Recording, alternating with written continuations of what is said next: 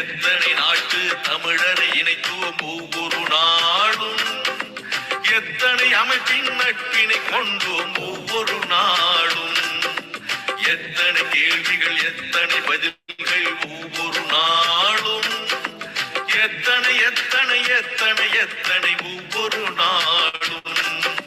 கலந்துரையாடுவோம் கலந்துரையாடுவோம் கலந்துரையாடுவோம், எத்தனை செய்திகள் பேசி அறிந்தோம் ஒவ்வொரு நாளும், எத்தனை மனிதரை கண்டு மகிழ்ந்தோம் ஒவ்வொரு நாளும்.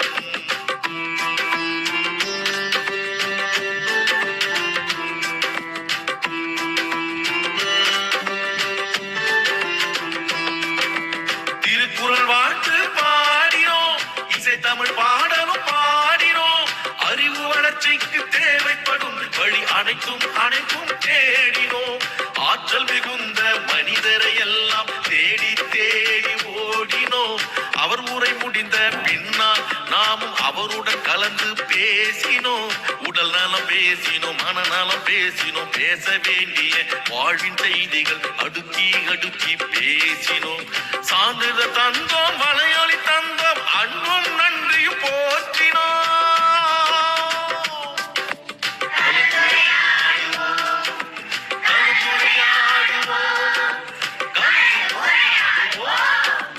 எத்தனை செய்திகள் பேசி அறிந்தோம் ஒவ்வொரு நாளும், எத்தனை மனிதரை கண்டு மகிழ்ந்தோம் ஒவ்வொரு நாள்.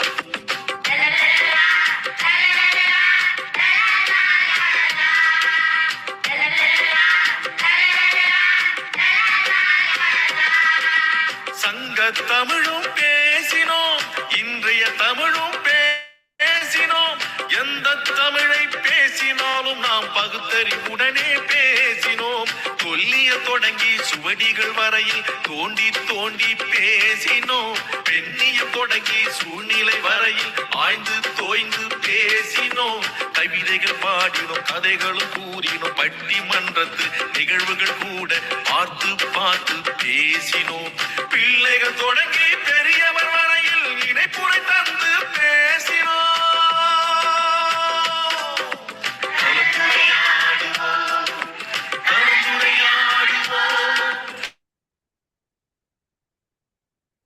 அனைவருக்கும் வணக்கம். இன்றைய நிகழ்ச்சி 2155 இந்திய சிறப்பழைப்பாளர் அம்மா அவர்களை கலந்துரையாடுவோம் பெருமையின் சார்பாக வருக. பொருளும் பொருளும் கூறுவதற்கு சகோதர சகோதரிகளை வரவேற்கும். பொருளும் பொருளும் வரலாற்று செய்திகள் வழங்குவதற்கு டெல்லியா பிரம்மநாயகம் ஐயாவிலே இசைப்பாடல் வழங்குவதற்கு திருமொழி பண்ண நீங்கவரசன் ஐயா அவர்களையும், திருநெல்வேலி பாடகி பாகியலட்சுமி அம்மாவையும் அனுமதிக்கும். நிகழ்ச்சியின் முதல் பகுதியாக இன்றைய குரல் கூறுவதற்கு தமிழ் குமரன் அவர்களை அன்புடன் அழைக்கிறேன். அழைத்ததற்கு நன்றி. அனைவருக்கும் வணக்கம். அதிகாரம் ஏழு மக்கள் பெரு பெருமாவட்டில் யாம் அறிவதில்லை, அறிவந்த மக்கள் பெரு அல்ல பெற எழுபிறப்பம் தேவை திட்ட பழுபிறக்க பன்முறை மக்கள் பெரு தப்பொரு என்பது மக்கள் வரும் தம் தம் ஞான் வரும் அமைதியை மாற்றிடுது மக்கள் பெரிய மற்றவர் சொற்கேட்டு என்று செவிக்கிறது வைத்து புத்திர் பெற்ற தமிழ்ந்த மக்கள் அருள்மை மாறித்து ஒன்றிருக்கலாம் மீண்டும் பொழுதை பெரிதுக்கும் தன் மகனை சான்றோடு என கண்ட தாய் மகன் தந்தைக்கு ஆற்றல் தந்தை எண்ணாற்றல் கூறிவிடுத்தார். நன்றி. நன்றி. அடுத்ததாக ஸ்ரீ அவர்களே அன்புடன் அழைக்கிறேன். அனைவருக்கும் வணக்கம். அதிகாரம் 83 கூடா நட்பு. சீரனும் கழி நெய்தற்கு பட்டடை நாராயண நட்பு. நம் போன்ற எண்ணங்களால் கேண்மை மகள் மனம் போல வேடுபடும் பரநல்ல கட்ட கிடைக்கும் மனநல்ல ஆகுதல் மாணார்க்கரிதே. முகத்தின் இனிய நாகாகத்தின மஞ்சரை அஞ்சப்படும் மனத்தின் அமையா தவறை எனைதொன்றும் சொல்லினால் கேட்டர் பாற்றன்று நட்டார் போல் நல்லவை சொல்லினும் மொட்டார் சொல் கொள்ளே உணரப்படும். சொல் வணக்கம் ஒன்னார்காய் வில் வணக்கம் கொள்ளற்க வில் வணக்கம் தீங்கு கூறியமையான் தெருதகை உள்ளும் பறை ஒழுங்கும் ஒன்னு அழுத கண்ணீரும் அணைத்து மிக செய்து தம்மெல்லுவாரை நகை செய்து நண்பின் சார்புள்ள பாற்று பகை நட்பா காலம் வருநாள் முக நட்டு அக நட்பு வருகிவிடல். நன்றி. நன்றி. அடுத்ததாக ஷாலினி அக்கா அவர்களே அன்புடன் அழைக்கிறேன். அழைத்ததற்கு நன்றி. அனைவருக்கும் வணக்கம். அதிகாரம் 16. நிலம் போல தம்மை இகழ்வார் பொறுத்தல் தலை. பொறுத்தல் எப்பனை என்றும் அதை மறத்தல் அதனை நன்றி. இன்மை விருந்தோரால் வன்மையில் மடவார் பொறை. நிறையோடு நீங்காமை வேண்டி பொறையுடைமை பொருட்படும். ஒருத்தாரை ஒன்றாக வையாரை வைப்பர் பொறுத்தாரை பொன்போல் புரிந்து. நன்றி.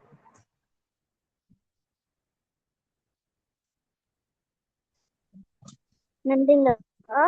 அடுத்ததாக தேவசேனா காரியை அன்புடன் அழைக்கிறேன்.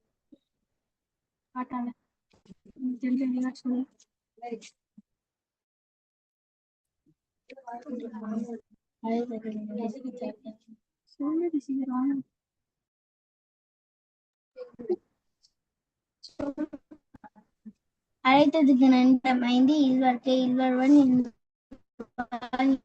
இயல்புடைய மூவர் ஒவ்வாதவர்க்கும் இறந்தார்க்கும் இல்வாழ்வன் என்பான் தனை.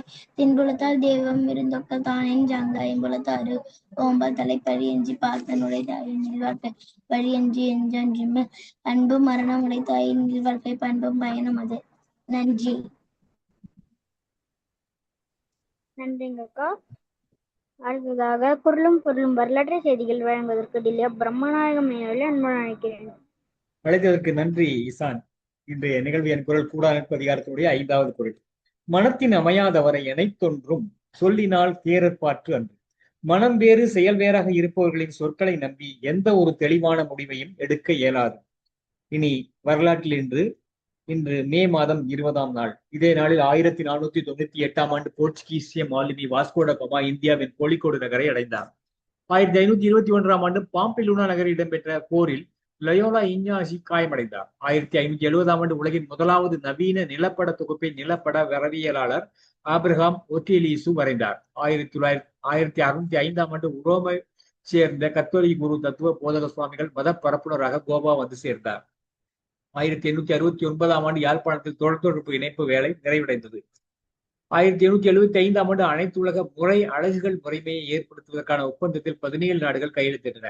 1891ஆம் ஆண்டு தாமஸ் ஆல்வா எடிசன் தனது முதலாவது உடல் அசைவு ஒளிப்பட கருவியை காட்சிப்படுத்தினார். 1902ஆம் ஆண்டு ஐக்கிய அமெரிக்காவிலிருந்து கியூபா விடுதலை பெற்றது. தோமஸ் பால்மா முதலாவது அரசு தலைவரானார். 1956ஆம் ஆண்டு ஐக்கிய அமெரிக்காவின் முதலாவது ஐதரசன் குண்டு பசிபிக் பெருங்கடலில் பிக்கினி செட்டில் போடப்பட்டது. 1964ஆம் ஆண்டு பிரபஞ்ச நுண்ணலை கதிர்வீசலை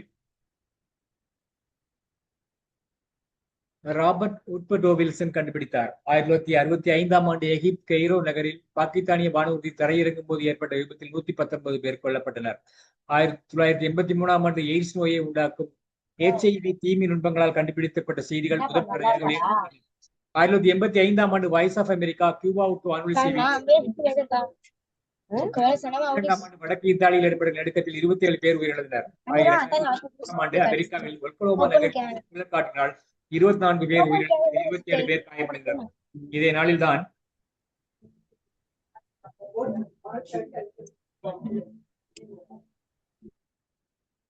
பண்டிதர் அயோத்திதாசர் தமிழறிஞர் 1845ஆம் ஆண்டும் கர்நாடக இசை பாடகர் மகாராஜபுரம் சந்தானம் 1928ஆம் ஆண்டு பிறந்தனர். இதே நாளில் சென்னை மாகாண மேலாள் முதல்வர் விடுதலை போராட்ட செயற்பாட்டாளர் தா பிரகாசம் அவர்கள் 1957ஆம் ஆண்டும் சமூக செயற்பாட்டாளர் சா தர்மாம்பால் 1959ஆம் ஆண்டும் காலமானார்கள். வாய்ப்பிற்கு நன்றி, வணக்கம். நன்றிங்கய்யா. அடுத்ததாக இசைப்பாடல் வழங்குவதற்கு தென்மொழி பன்னநேகவர்சன் ஐயாரில் அன்புடன் அழைக்கிறோம். அனைத்து தமிழ் நெஞ்சங்களுக்கும் அன்பான மாலை நேர வணக்கம். இது பாவேந்தருடைய பாடல். தமிழனே இது கேளாய், தமிழனே இது கேளாய், உன்பால் சாத்தனினை தேன் பல நாளாய், தமிழனே இது கேளாய், கமழும் உன் தமிழினை உயிரென ஓம்பும், காணும் பிற மொழிகளோ வெறுவேம்பு, நவையெல்லாம் வடமொழி தூக்கிடும் தாம்பு, நம் உரிமைதனை கடித்தது அப்பாம்பு, தமிழனே இது கேளாய். வஞ்சகர் வந்தவர் தமிழால் செழித்தார், வாழ்வினில் உயர்ந்த பின் தமிழையை பழித்தார்.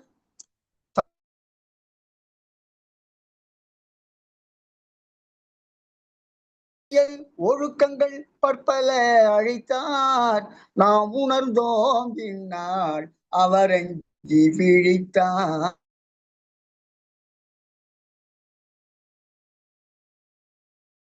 தனித்தியங்கும் தன்னை தமிழனுக்கு உண்டு,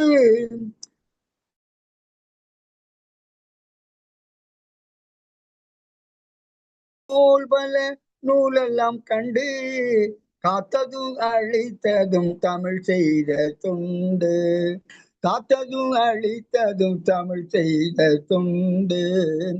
தமிழனே இது கேளாய், உன்பால் சாட்ட நினைத்தேன் பல நாளாய். தமிழனே இது கேளாய். நன்றி அம்மா, நன்றி, வணக்கம். நன்றிங்க ஐயா. திருமணம் போய் நிறைவடைகிறது. இரண்டாம் வருடம் ஒப்படைக்கிறேன். நன்றி, வணக்கம். அழைத்ததற்கான நன்றி. அனைவருக்கும் வணக்கம்.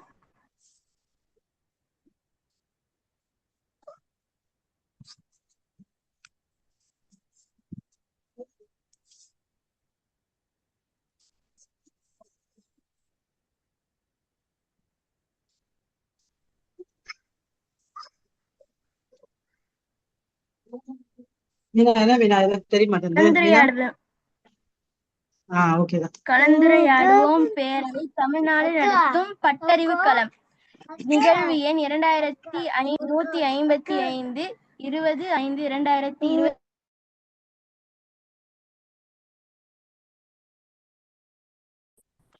திருவள்ளுவர் ஆண்டு 2057. மேடம் 29.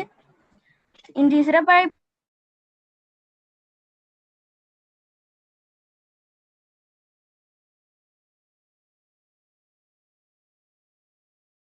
விழிப்புணர்வு கட்டுரைகள் எழுதியிருக்கிறார் ராணி சி.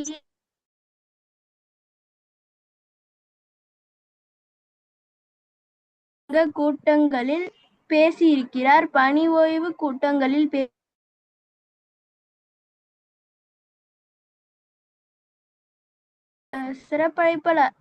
சிறப்பழைப்பாளராக பேசியிருக்கிறார். கல்லூரியில் படிக்கும்போது சென்னை வானொலியில்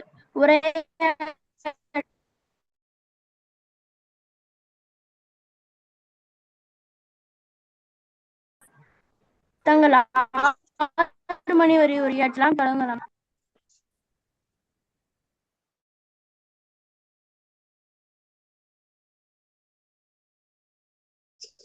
லட்சுமி ஜெயக்குமார் அம்மா, தொடங்குங்கம்மா.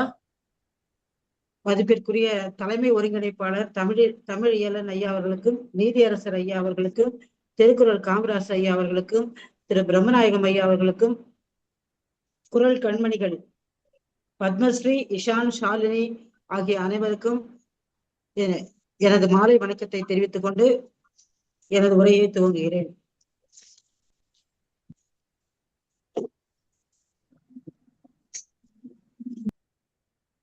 அறனறிந்து மூத்த அறிவுடையார் கேண்மையை திறனறிந்து தேர்ந்து கொள்ளர்.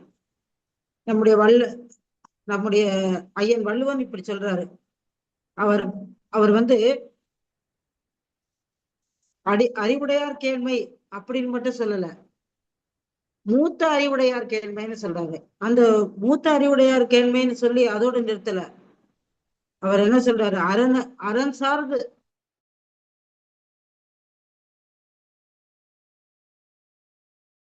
நமக்கு நாம் அது போல அவர்களை தேர்ந்து நாம் நட்பு கொள்ள வேண்டும், அவர்களை நாம் பின்தொடர வேண்டும் அப்படின்னு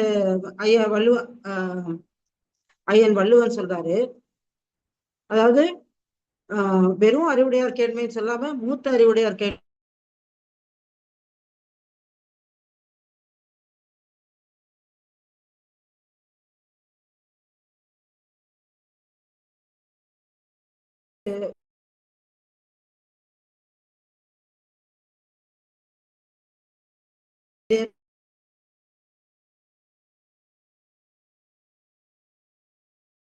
அல்லது இயல்புகளை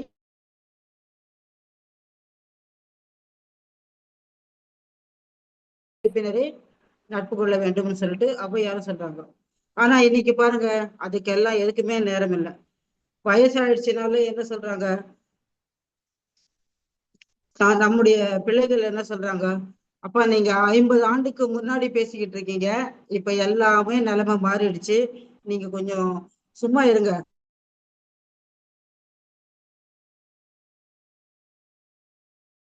பிள்ளைகள் என்ன சொல்றாங்க, பாட்டி உனக்கு வயசாயிடுச்சு, உனக்கு ஒண்ணும் தெரியாது.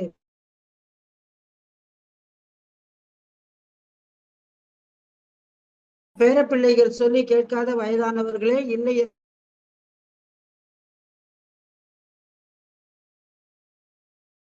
அளவிற்கு இந்த அதாவது வயதானவர்கள் வந்து அவர்கள் ஏதோ ஒன்றும் தெரியாதவர்கள் போலவும் இவர்கள் தான் உண்மைதான்.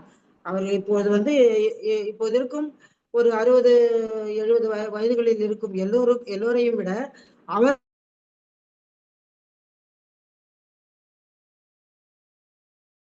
அவர்களுடைய குழந்தைகள் அவர்களை விட அதிகம் படித்திருப்பார்கள். இது கல்வி அறிவு அவர்களுக்கு நிறைய இருக்கிறது என்பதில் எல்லளவும் சந்தேகம் இல்லை.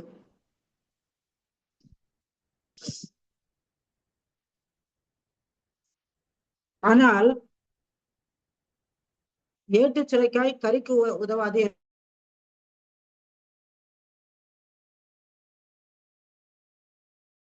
தான் அனுபவ அறிவில் சிறந்தவர்கள்.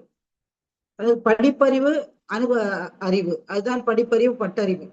ஒரு அனுபவத்தினால் வரும் அறிவுதான் மிகச் சிறந்தது. அதாவது படிப்பறிவு என்பது ஒரு அஸ்திவாரம் போன்றது, ஆனால் அனுபவ அறிவு என்பது அதன் மீது எழுப்பப்படும் கட்டிடம் போன்றது.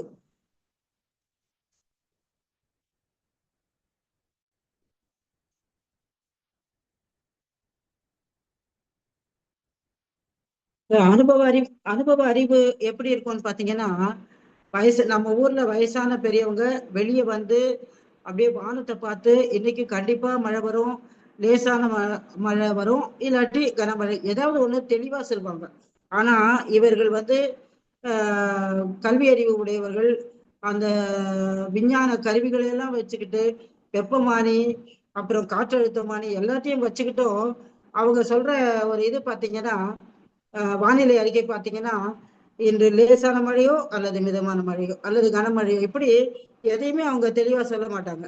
ஆனா அந்த அனுபவ அறிவு உடைய அந்த முதியவர்கள் பாத்தீங்கன்னா எதுவுமே தேவையில்லை, சும்மா அவங்க அப்படி வானத்தை பார்த்த உடனே சொல்லிடுவாங்க இப்படித்தான் இருக்கும் அப்படின்னு சொல்லிட்டு. அதுதான் அந்த அனுபவ அறிவின் ஒரு சிறப்பு தன்மை. அதுதான் இப்போ 2-3 வருஷத்துக்கு முன்னாடி கூட நம்ம கொரோனா பீரியட்ல ஒரு வானிலை அறிக்கை ஆய்வாளர் ஒருத்தரை வந்து நம்ம நிறைய அலைபேசியில நிறைய அவரை வந்து மீம்ஸ் போட்டு கலாய்ச்சிருப்பாங்க. ஏன்னா அவர் சொல்றது எதுவுமே நடக்காது, வருவோன்னு வரமாட்டாது. அவருடைய பெயர் எனக்கு நினைவில்லை. அப்படித்தான் அந்த இந்த கொரோனா பீரியட்ல அவரை தான் போட்டு நல்லா நம்ம அலைபேசியில ரொம்ப இது பண்ணிட்டே இருந்தாங்க, கலாய்ச்சிட்டே இருந்தாங்க. அதனால அந்த மூத்தவர்கள் வந்து அவங்க சொன்னா அது கண்டிப்பா கரெக்டா தான் இருக்கும், அதுல வந்து எந்த ஒரு சந்தேகமும் இல்லை. அதைத்தான் இந்த இளையவர்கள் வந்து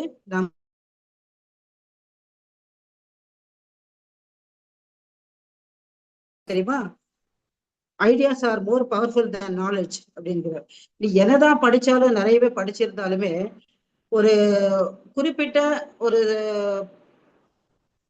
ஒரு குறிப்பிட்ட செயலை பற்றிய ஒரு முன் அனுபவம் அல்லது அந்த அனுபவத்தினால் சொல்லப்படும் ஐடியாஸ், அதாவது அவர்களுக்கு சொல்லப்படும் யோசனைகள், அதுதான் மிகவும் முக்கியமானது அப்படின்னு சொல்றாரு.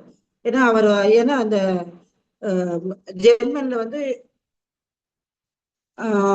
ஜெர்மன்ல எல்லாருமே இவங்க வந்து என்ன பண்ணுவாங்கன்னா, இந்த நிறைய கற்ற அறிவியல் அறிஞர்கள் இவங்களெல்லாம் வீட்டுக்கு அழைப்பாங்க.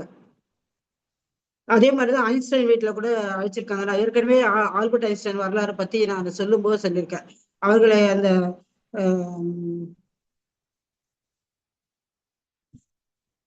அந்த யூதர்களிலேயே நல்ல கல்வியறிவு மிக்கவர்களை அவங்க வீட்டுக்கு அழைத்து அவங்களுக்கு உணவு கொடுத்து அதுக்கப்புறமா அவர்களோடு உரையாடி மகிழ்ந்து இவர்களுக்கு உள்ள சந்தேகங்களை எல்லாம் அவர்களிடம் கேட்டு தெரிந்து கொண்டு அல்லது இவர்களுக்குள்ள பிரச்சனைகளை அவர்களிடம் சொல்லி அதற்கான தீர்வுகளை எல்லாம் தெரிந்து கொண்டு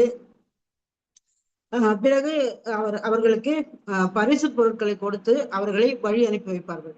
இது ஜெர்மனியில எல்லாம் ஒரு வழக்கமாகவே இருந்து வருகிறது. இந்த நிகழ்ச்சிக்கு பெயர் வந்து சபாத் என்று பெயர்.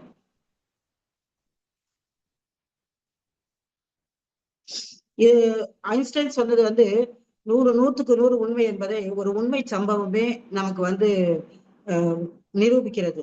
அதாவது ஒரு சோப்பு கம்பெனி, அந்த சோப்பு கம்பெனியில் சோப்புகள் எல்லாம் அழகாக அந்த கன்வேயர் பெல்ட், அதற்கு தமிழ்ல இழுப்பான், அந்த இழுப்பான் நாடாவின் மூலம் அது வந்து அந்த சோப்புகள் ஒவ்வொன்றாக அந்த பேக்கிங் யூனிட்டுக்கு, அதாவது பூர்த்தி செய்யும் அந்த யூனிட்டுக்கு அந்த ஒரு இது வருகிறது. அப்ப வரும்போது ஒரு பெரிய டப்பாக்களில் இந்த சிறு சோப்பு டப்பாக்களை 100 கணக்கோ அல்லது 50 கணக்கோ அதன் உள்ளே வைத்து பேக் செய்யப்படுகிறது. இது அப்படியே கடைகளுக்கு அனுப்பும் பொழுது வியாபாரிகளிடமிருந்து கம்ப்ளைண்ட் வந்தது. அந்த 100 டப்பால ஒரு டப்பா காலியா இருக்கு, ஒரு டப்பால சோப்பே இல்லை அப்படின்னு சொல்லி கம்ப்ளைண்ட் வந்தது. இது வந்து அந்த நிறுவனத்தின் சிஓ, அந்த நிறுவனத்தின் எம்டி, அந்த நிறுவனத்தின் மற்ற என்ஜினியர்கள் எல்லாம் யோசிக்கிறாங்க, என்ன செய்யலாம், எப்படி இந்த பேக்கேஜிங் யூனிட்ல இப்படி நடக்குது, எப்படி அந்த காலி டப்பா உள்ள அந்த எல்லா அந்த ஃபுல் கவர் பண்ணும்போது எப்படி அந்த காலி டப்பா போகுது அப்படின்னு சொல்லி எல்லாரும் யோசிக்கும் பொழுது சொல்றாங்க, சரி அந்த கன்வேயர் பெல்ட் வரும்பொழுது அந்த பெட்டியில் அடுக்கு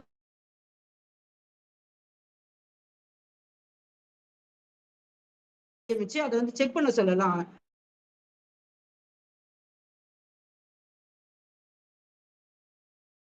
செக் பண்ண சொல்லலாம்னு சொல்லுவாங்க.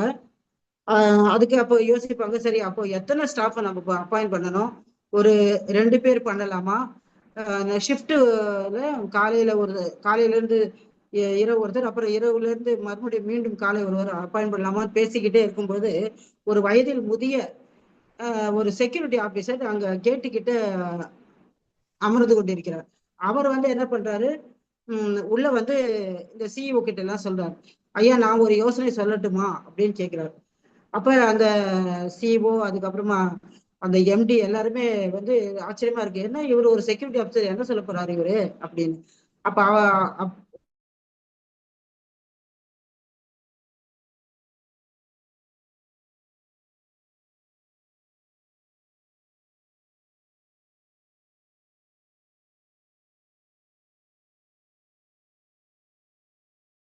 டப்பா பறந்து போயிடும் அப்படின்னு ரொம்ப ரொம்ப ஒரு சிம்பிளான ஒரு ஐடியா வந்து அவர் கொடுக்கிறாரு. அது பாருங்க, ஒரு ஐன்ஸ்டைன் சொல்றது இப்ப உண்மை ஆயிடுச்சு பாருங்க. Ideas are more powerful than knowledge. இந்த சிஓ எவ்வளவு படிச்சிருப்பாரு, எம்டி எவ்வளவு படிச்சிருப்பாரு, அதுக்கப்புறமா உள்ள என்ஜினியர்ஸ் எவ்வளவோ படிச்சிருப்பாங்க. ஆனா அந்த செக்யூரிட்டி ஆபீசர் வந்து ஒரு அழகான தீர்வை சொல்றாரு, அது எல்லோராலும் ஏற்றுக்கொள்ளப்படுகிறது.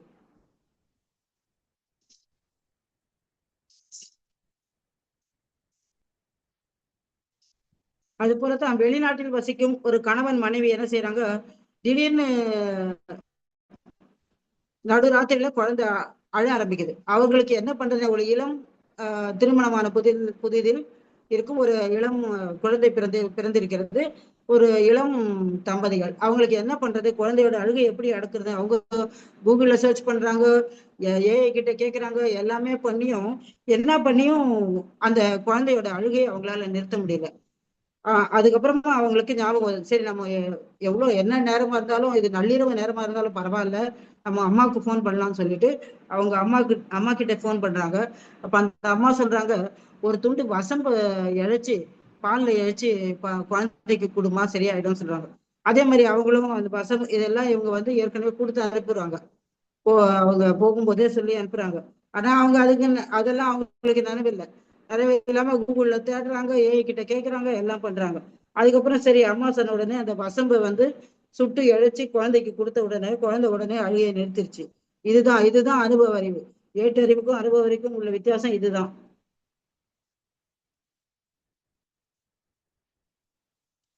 அவர்களின் மூத்தவர்களின் அனுபவம் ஒரு புத்தகம் போன்றது. வாழ்க்கை பாடங்களை நாம் அவர்களிலிருந்து கற்றுக்கொள்ளலாம் அப்படின்னு ஒரு அறிஞர் சொல்றார். மூத்தவர்கள் எப்பவுமே மற்றவர்களுடைய நன்மைக்காகவே, அவர்களுடைய எண்ணங்கள் முழுவதும் மற்றவர்களுடைய நன்மைக்காக மட்டுமே இருக்கும். ஒரு மரம் இருக்குது பார்த்தீங்களா, அதை வெட்டி சாய்க்கிற ஒரு அந்த நிமிஷத்துக்கு முன்னாடி நிமிஷம் வரைக்கும் அது நிழல் தரும், கனிகள் தரும், காய் தரும், பூக்கள் தரும், எல்லாமே தரும். அந்த வெட்டி சாய்க்கிற அந்த நொடி வரைக்குமே அது எல்லாமே அது தந்து கொண்டுதான் இருக்கும். எந்த ஒரு பலனும் எதிர்பாராமல் இது இவ்வளவு நன்மைகளை செய்யக்கூடியதுதான் மரம். அந்த மரம் போன்றவர்கள் நம்முடைய மூத்தவர்கள், முதியோர்கள், பெற்றோர்கள் எல்லோரும். ஒரு பென்சில் என்ன சொல்லுது,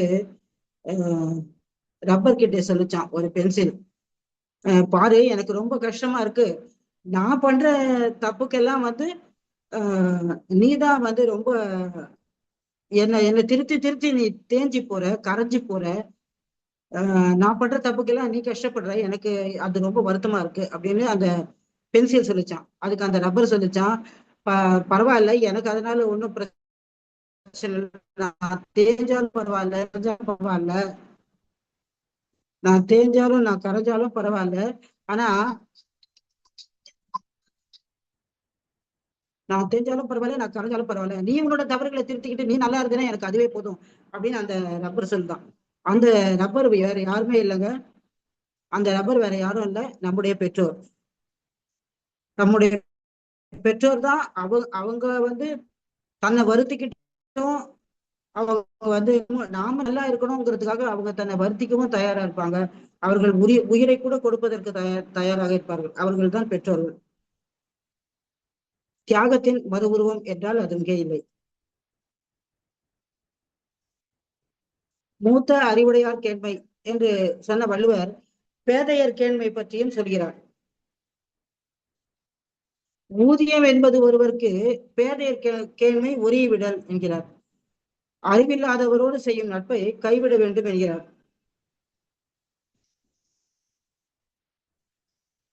அதாவது மூர்க்கருடைய கேண்மை எப்படி இருக்கும்னா, 100 ஆண்டு பழகினும் அது ஒரு நீர்க்குள் பாசி போலத்தான், அதாவது வேர் பிடிச்சு ஒட்டாதது.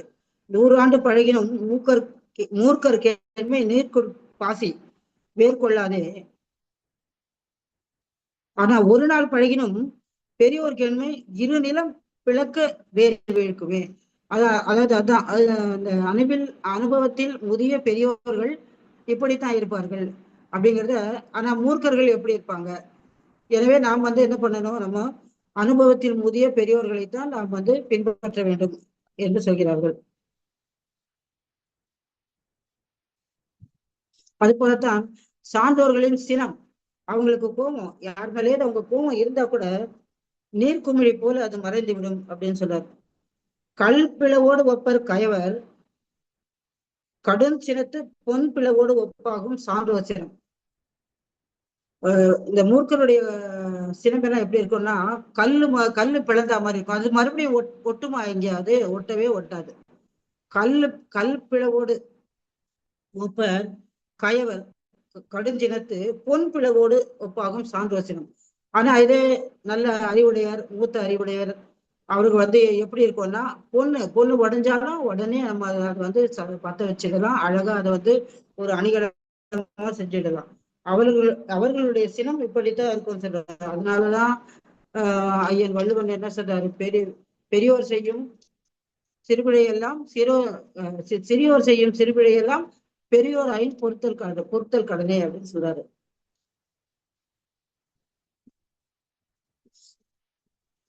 ஒரு அரசன் என்ன பண்றாரு, ஒரு போட்டி வைக்கிறார்.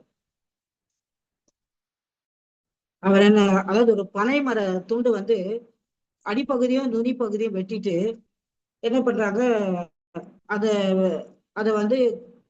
அரசவையில கொண்டு வச்சுட்டு, இதுல எது மேற்பகுதி அப்படின்னு கண்டுபிடிச்சிங்கன்னா உங்களுக்கு 1000 பொற்காசுன்னு சொல்லி எல்லாம் பொதுமக்களுக்கு எல்லாருக்கும் சொல்லிடுறாங்க. அப்போ நிறைய பேர் பாக்குறாங்க, அந்த வேர்பகுதி எதுன்னு யாருக்குமே தெரியல. ஆனா ஒரே ஒரு இளைஞன் மட்டும் என்ன பண்றான், ஓடி போய் வீட்டு தாத்தா கிட்ட எல்லாம் வந்துட்டு அவன் என்ன பண்றான், சரி நான் போய் பாக்குறேன்னு சொல்லிட்டு அந்த பனை மரத்தை துண்டை என்ன பண்றான், நல்லா ஒரு 3 அடி ஆழத்தை அந்த குழி தோண்டி அதுல நிறைய தண்ணியை ஊத்திட்டு, அதுக்கப்புறம் அந்த பனை மர துண்டு அதுல வச்ச உடனே அது வேர் பகுதி வந்து அப்படியே உள்ள இறங்கிடுச்சு. உள்ள இறங்க உடனே இதுதான் வேர் பகுதி அப்படின்னு சொல்லி அவன் வந்து அந்த 1000 பொற்காசுகள் பரிசு அவன் வாங்கிட்டு போயிடுறான். அப்ப அந்த அரசர் வந்து கேக்குறாரு, எப்படி நீ வந்து கரெக்டா நீ வந்து இது மாதிரி பண்ணா அந்த வேர் பகுதி உள்ள போகும் அப்படிங்கறதெல்லாம் உனக்கு எப்படி தெரியும், இதுதான் வேர் பகுதின்னு நீ எப்படி கண்டுபிடிச்ச அப்படின்னு கேக்குறாரு. அப்போ அந்த பையன் சொன்னா, எங்க வீட்டுல தாத்தா இருக்காரு, என்னோட தாத்தா தான் இதை எனக்கு சொல்லி கொடுத்தாரு அப்படின்னு சொன்னான். அதாவது மூத்த அனுபவமிக்க அறிவுடையார் சொல் வந்து என்னைக்குமே இப்படித்தான் இருக்கும். அவனுக்கு உடனே அவனுக்கு ஒரு 1000 பொற்காசுகளை பெற்று தந்தது. இது போல மூத்த அறிவுடையார் எப்போதுமே இப்படித்தான் இருப்பாங்க.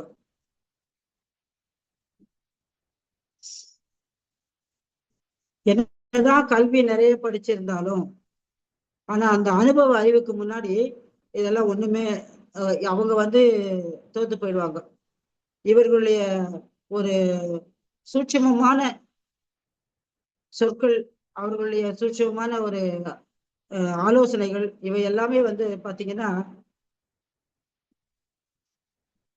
ஒரு எத்தனையோ பல்கலைக்கழகங்களுக்கு சென்று படித்து பெற்ற அறிவை விட இவர்களுடைய அறிவு வந்து மிகச் சிறந்ததாக இருக்கும்.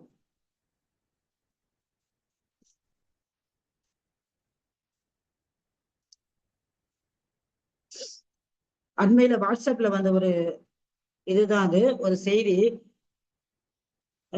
என்னன்னா சீனியர் சிட்டிசன் தான் சும்மாவா, அதுதான் அது என்னன்னு பாத்தீங்கன்னா, ஒரு வீட்டுல வந்து கணவன் மனைவி 2 பேருமே சீனியர் சிட்டிசன்ஸ். அவங்க வந்து 2 பேரும் ஒரு வீட்டுல வசிச்சு வராங்க. நடு இரவுல என்ன பண்றாங்க, 3 திருடர்கள் வந்து அவங்க வீட்டு கதவை தட்டுறாங்க. அப்போ 2 பேரும் என்ன பண்றாங்க, வேற யாருமே இல்லை வீட்டுல. அப்ப இவங்க 2 பேரும் நம்ம கதவை திறந்தா நமக்கு உயிருக்கு ஆபத்து, அதனால நம்ம கதவை திறக்க வேண்டாம் அப்படின்னு சொல்லிட்டு கொஞ்ச நேரம் பாக்குறாங்க. ஆனா அந்த திருடர்கள் விடாப்பிடியா தட்டிக்கிட்டே இருக்காங்க. கொஞ்ச நேரத்துக்கு அப்புறம் கதவை உடைக்க ஆரம்பிக்கிறாங்க. உடனே இவர் என்ன பண்றாரு, இந்த முதியவர் என்ன செய்யறாரு, போலீஸ் ஸ்டேஷனுக்கு போன் பண்ணி இந்த மாதிரி, ஐயா நானும் என் மனைவியும் 2 பேருமே நாங்க வந்து முதியவர்கள் தான், எங்க வீட்டுல இந்த மாதிரி திருடர்கள் வந்துட்டு எங்களுக்கு ரொம்ப தொந்தரவு கொடுக்குறாங்க, தயவு செஞ்சு நீங்க வந்து வாங்க, சீக்கிரம் வாங்க, எங்க உயிருக்கு ஆபத்து போலன்றாங்க. ஆனா அவங்க சரி சரி நான் வந்து கான்ஸ்டபிள் வந்த உடனே அனுப்பி வைக்கிறேன், இது என்ன நடுராத்திரியா இருக்கு அப்படின்னு சொல்லி அலட்சியமா சொல்லிடுறாங்க. அப்புறம் மறுபடியும் கொஞ்ச நேரம் கழிச்சு மறுபடியும் அவங்க அதே அந்த கதவுகளை தட்டி தொந்தரவு கொடுத்துக்கிட்டே இருக்காங்க. மறுபடியும் அவர் வந்து போலீஸ் ஸ்டேஷனுக்கு போன் பண்ணா, இருங்க நாங்க பார்த்து அனுப்ப வேண்டாமா அப்படின்னு ஒரு அலட்சியமா ஒரு பதில் சொல்றாங்க. இதுக்கப்புறம் 3வது முறையும் அவர் அந்த மாதிரி பண்ண உடனே இவர் வந்து அதுக்கப்புறமா ஸ்டேஷனுக்கு போன் பண்றதை விட்டுட்டு என்ன பண்ணாருன்னா, ஒரு முறை போன் பண்ணி, ஐயா எனக்கு வந்து துப்பாக்கி பர்மிஷன் இருக்கு, எனக்கு துப்பாக்கி அனுமதி இருக்கு, நான் வந்து அந்த 3 திருடர்களையும் சுட்டுட்டேன், இப்போ 3 பிணம் வந்து என் வீட்டு வாசல்ல இருக்கு, இதை நான் உங்ககிட்ட இன்ஃபார்ம் பண்ணணுன்றதுக்கு தான் சொன்னேன் அப்படின்னு ஒரு வார்த்தை தான் சொல்லுவாரு. உடனே வந்து sub inspector, police, higher official, அதுக்கப்புறம் அந்த தடவியல் நிபுணர்கள் எல்லாரும் ஒரு பெரிய கூட்டமே வந்து இவங்க வீட்டுக்கு வந்துடும். இவங்க வீட்டுக்கு வந்த உடனே அந்த திருடர்களை அடிச்சு துரத்திடுவாங்க, அடிச்சு கைது பண்ணிட்டு போயிடுவாங்க. அப்போ அந்த ஆபீசர் வந்து கேட்கிறாரு, அந்த அதிகாரி வந்து அந்த காவல்துறை அதிகாரி வந்து இந்த முதியவர்கிட்ட கேட்கிறாரு, சரி நீங்க எல்லாம் நான் சுட்டுட்டேன்னு சொன்னீங்களே, ஏன் சொன்னீங்கன்னு. அப்போ அவர் சொல்ற, ஐயா நான் வந்து இத்தனை முறை, நான் முதல் முறை போன் பண்ண போதும் சரியான பதில் இல்லை, 2வது முறை பண்ண போதும் இந்த மாதிரி பதில் இல்லை, அதுக்கப்புறம் தான் நான் இந்த மாதிரி சொன்னேன், இப்ப பாருங்க நீங்க எல்லாருமே வந்துட்டீங்க அப்படின்னு சொல்றாரு. அப்புறம் அந்த செய்தியில வந்து கடைசியில, இது வாட்ஸ்அப்ல வந்த செய்தி கடைசியில, சீனியர் சிட்டிசன்னா சும்மாவா யார்கிட்ட அப்படின்னு சொல்லி முடிச்சிருக்கோம். அதாவது வயதில் முதியவர்கள் வந்து இந்த சமயோச்சித புத்தி, அது இந்த நேரத்துல இதை பண்ணணும், இந்த நேரத்துல இதை பண்ணணும்ன்றத சமயோச்சித புத்தின்னு சொல்லுவாங்க. அது வந்து அவர்களுக்கு கண்டிப்பாக அதிகம். இளைஞர்கள் எல்லோரும் அவர்களுடைய ஆலோசனைகளை கேட்டு நடப்பது மிக மிக நல்லது. வந்து இந்த கிரேக்கர்கள் என்ன பண்ணுவாங்கன்னா, அவங்க அந்த நிறைய இந்த அரிஸ்டாட்டில், அதுக்கப்புறமா நிறைய பேரு எல்லாம் வந்து உங்களுக்கு கிரேக்கர்கள் தான். கிரேக்க நாட்டுல வந்து நிறைய தத்துவ ஞானிகள், டக்குன்னு பேர் வர மாட்டேங்குது, தத்துவ ஞானிகள் வந்து நிறைய பேர் இருக்காங்க. அவங்க அவங்க எல்லாம் வந்து என்ன பண்ணுவாங்கன்னா, அந்த கிரேக்க அரசர்கள் வந்து தன்னுடைய மகளுக்கு திருமணம் முடிக்கும் போது வந்து சீதனமாக இந்த தத்துவ ஞானிகளை, கல்வி அறிவில் சிறந்தவர்களை சீதனமாக உடன் அனுப்பி வைப்பாங்க. அந்த மாதிரி வந்து சந்திரகுப்தன் அலெக்சாண்டருடைய தலைமை தளபதியான செல்யூக்கஸ் நிகேட்டர் ஓட மகளை சந்திரகுப்த மௌரியருக்கு மனம் முடிக்கிறாங்க. அவர் வந்து அந்த போரில் வந்து அவங்களுக்கு ஒரு சமரச உடன்பாடு வருகிறது. அலெக்சாண்டரும் போரை வெறுக்க ஆரம்பிச்சிடுறாரு. அவர்களுக்கு சமரச உடன்பாடு வந்த உடனே செல்யூக்கஸ் நிகேட்டரின் மகளை வந்து சந்திரகுப்த மௌரியருக்கு மனம் முடிக்கிறாங்க. அப்போ அந்த மெகஸ்தனிஸ் அப்படிங்கிற ஒரு அறிஞரை சந்திரகுப்த மௌரியருடைய அரண்மனைக்கு அனுப்பி வைக்கிறாங்க. இது அரசியல், அவர் வந்து ஒரு அரசியல் ஆலோசகராக அனுப்பி வைக்கிறாங்க. ஆனா சந்திரகுப்த மௌரியரின் அரசவையில முழு நேர அரசியல் ஆலோசகராக சாணக்கியன் இருக்கார். அவர் என்ன பண்ணாரு, அவருடைய சபதத்தை நிறைவேற்றுவதற்காகவே, அவருடைய சபதம் என்ன தெரியுமா, அதாவது அவர் ஒரு முறை நந்த வம்சத்து அரசன் வந்து அவரை அவமானப்படுத்தினான். அதனால அவர் என்ன சொல்றாரு சாணக்கியன், நான் இந்த நந்த வம்சம் முழுவதையும் நான் அழித்து விடுவேன் அப்படின்னு சொல்லி அவர் சபதம் போட்டுறாரு. அவர் அந்த குடுமையை கூட அவுத்து விட்டு, ஏதோ ஒரு 40 ஆண்டுகளுக்கு முன்னாடி சாணக்கியன் என்ற நாடகத்தை, அப்பெல்லாம் வந்து சன் டிவி கூட கிடையாது, நாங்க வந்து அந்த தூர்தர்ஷன்ல பார்த்த ஞாபகத்துலதான் நான் சொல்றேன். அப்போ வந்து ஒய்ஜி மகேந்திரன் தான் சாணக்கியரா இருக்காரு. அந்த நாடகத்தையே இது பண்ணுறது அவர் இயக்குனது அவர்தான். அப்ப அந்த சாணக்கியர் என்ன பண்ணுவாரு, இந்த நந்த வம்சத்தையே அழிக்க வேண்டும் என்பதற்காகவே சந்திரகுப்த மௌரியருக்கு இளம் வயதிலேயே அவர்களுக்கு வந்து போர் பயிற்சிகள் எல்லாம் கொடுத்து அவருக்கு வந்து முடிசூட்டி மன்னனாக்கி ஒரு முழு நேர ஆலோசகராக அவர் வந்து சாணக்கியர் அந்த அரசவையில் இருக்கார். அதுக்கப்புறமா நந்த வம்சத்தையோட அவர் போர் செய்ய வைத்து அந்த வம்சத்தை முழுவதுமாக அழித்து விடுறார். அதுபோல் முழு ஆலோசகராக ஏற்கனவே சந்திரகுப்த மௌரியரின் அரசவையில் சாணக்கியர் இருக்கிறார். இப்போது வந்து மெகஸ்தனிஸ் அவர் தான் இண்டிகா எனும் நூலை எழுதியவர். அவர் வந்து ஒரு கிரேக்கத்திலிருந்து அவர் வந்து இங்கே வந்தவர், சந்திரகுப்த மௌரிய அரசவைக்கு வந்தவர். இதெல்லாம் எதுக்காக சொல்றதுன்னா, அது போன்ற தத்துவ ஞானிகள், அறிவில் சிறந்தவர்கள், இவர்கள் எல்லாம் அரசவையில வந்து அரசனுக்கு புத்திமதி சொல்றது, அரசனுக்கு சரியான நேரத்தில்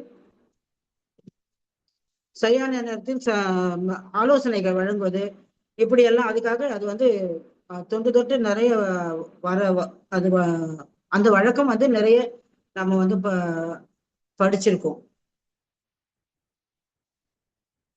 ஆனா நம்முடைய புதிய சிஎம் கூட ஒரு அரசு ஆலோசகர் அவரு நியமிச்சார். ஒரு ஜோதிடர் ஒருவரை ஆலோசகராக நியமிச்சு அவருக்கு அரசு பதவி கொடுத்து அது பெரிய பேசு பொருளாகி அது கம்யூனிஸ்ட் முதற்கொண்டு மற்ற அனைவரும் இது வந்து ஒரு பகுத்தறிவுக்கு முரணான செயல், அது அவரு தனியாக அவரே வேணாலும் செஞ்சுட்டு பிரைவேட்டா ஏதாவது செஞ்சுட்டு போகலாம், அதை வந்து அவருக்கு அரசியல் பதவி கொடுப்பதெல்லாம் இப்போ வந்து அது தேவைதானா அப்படின்னு ஒரு சர்ச்சையாகி பலரும் பலவாறு நம்ம பார்த்துருக்கோம், நம்ம தொலைக்காட்சிகள்ல பார்த்துக்கிட்டு தான் வரோம்.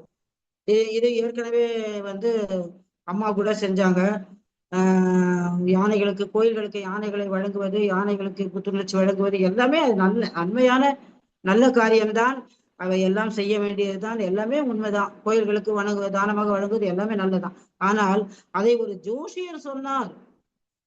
ஜோசியர் சொன்னார் என்பதற்காக செய்வதுதான் சற்று பகுத்தறிவுக்கு முரணான செயலாக இருக்கிறது.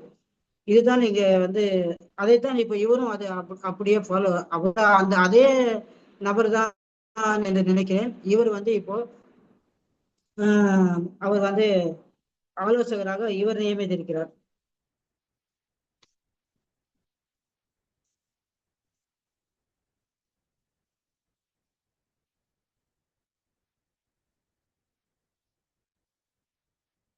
தாயை சிறந்த கோயிலும் இல்லை, தந்தை சொல்மிக்க மந்திரம் இல்லை அப்படின்னு சொல்லுவாங்க.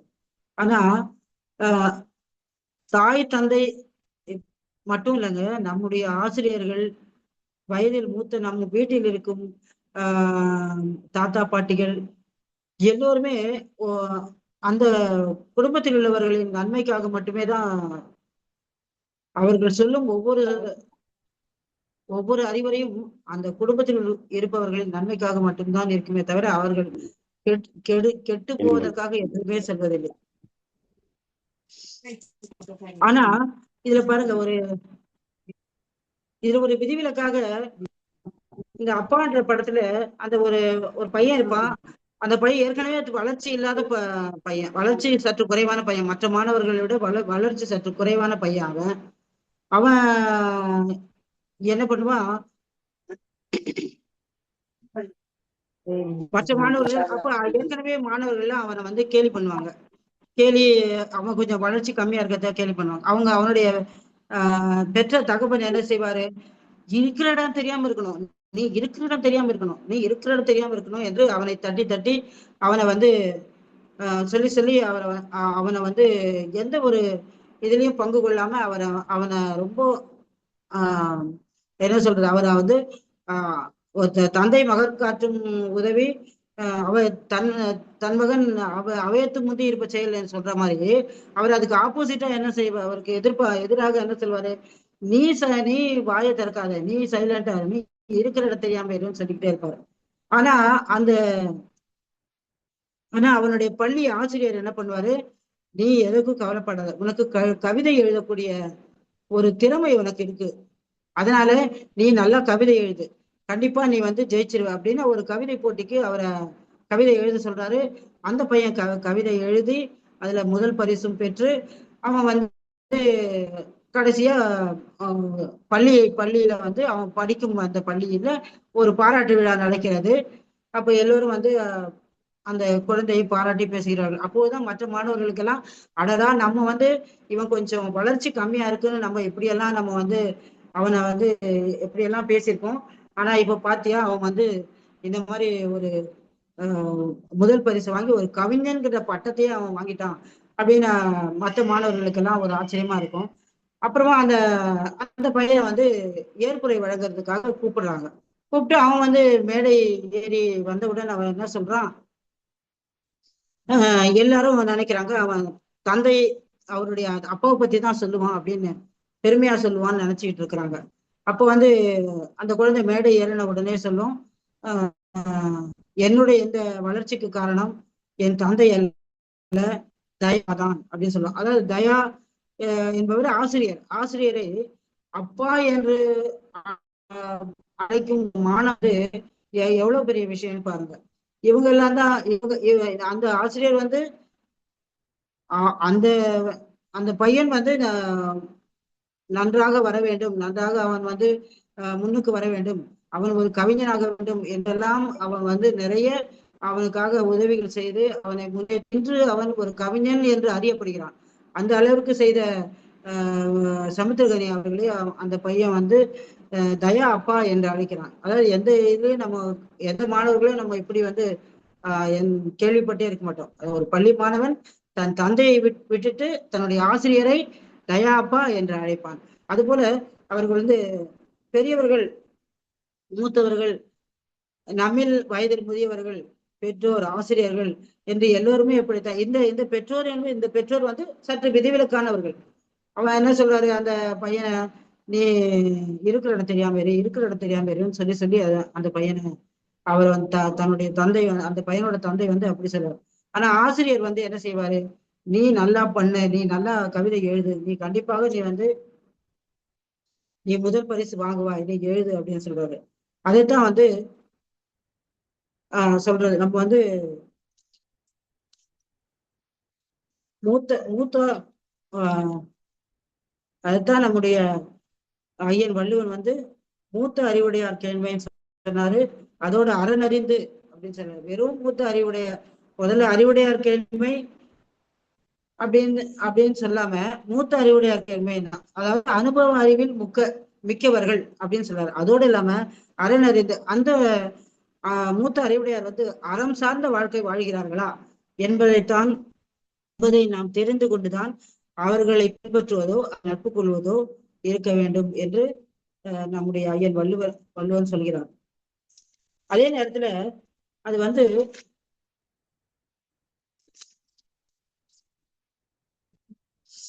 அப்படி மூத்த அறிவுடையவர்களின் அவர்களின் ஆலோசனைகளை ஒரு கேட்காத, எப்போதும் கேட்டு நடக்கும் ஒருவர் வந்து எந்த ஒரு தீமையும் அவரை நெருங்காதான். இடுக்கும் துணையாரை ஆழ்வாரே யாரே கெடுக்கும் தகமை அவர். அதை பக்கத்திலேயே நமக்கு வந்து தவறு செய்தவர்களை நாம் செய்யும் தவறுகளை திருத்தி கூறப்படும் ஒருவரை அருகில் வைத்திருந்தால் அவர்களை கெடுக்க யாராலையும் முடியாது அப்படின்னு சொல்றாரு. அதே நேரத்துல அவர்களை வைத்திருந்தால் அறிவுடைய மூத்தவர்கள் நம் உடன் இருந்தால் எப்படி இருக்கும்னா யாராலையும் அவங்களை கெடுக்க முடியாது. அதே நேரத்துல இடிப்பாறை இல்லா ஏமராமன்னன் கெடுப்பாறை இல்லாமல் கெடும். அதே நேரத்துல சொல்லக்கூடிய நம்ம தவறுகளை சுட்டிக்காட்டி நமக்கு தவறுகளை சுட்டிக்காட்டி நம்மை திருத்திக் கொள்ள யாரும் இல்லை என்றால் தனியா ஒருத்தர் அவங்களை கெடுக்கணும்னு அவசியம் இல்லை, அவர்களே கெட்டு விடுவார்கள்.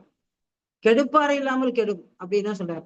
நம்முடைய ஐயன் வள்ளுவர் வந்து பல விதங்களில் ஒன்றை அவர் வலியுறுத்தி செல்வதற்கு பல விதங்களில் சொல்கிறார். முதல்ல என்ன சொன்னாரு? அறிவுடையார் கேள்வின்னு சொன்னாரு. அப்புறம் மூத்த அறிவுடையார் அறிவுடையார் கேள்வி தான் வந்து அனுபவத்தில் மிக்க அப்படின்னு வரும். அதனால்தான் அவர் இது இங்கிட்டு வர்றதுனால இப்ப இந்த பழைய வேலை காண வச்சிருக்கேன். அதுல போய் அந்த இது அப்செட் பண்ணதா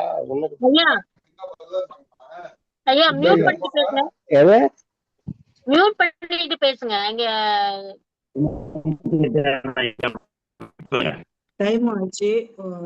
அதாவது ஒரே ஒரு செயலை ஐயன் வள்ளுவன் வலியுறுத்துவதற்காக பல வழிகளில் அவர் சொன்னார். முதல்ல என்ன சொல்றாரு? இப்படி அவர்களை நீங்க வந்து அறிந்து ஆராய்ந்து அவர்கள் அறம் சார்ந்த வாழ்க்கை தான் வாழ்கிறார்களா என்பதை அறிந்து ஆராய்ந்து நீங்கள் நட்பு கொள்ள வேண்டும் சொல்றாரு.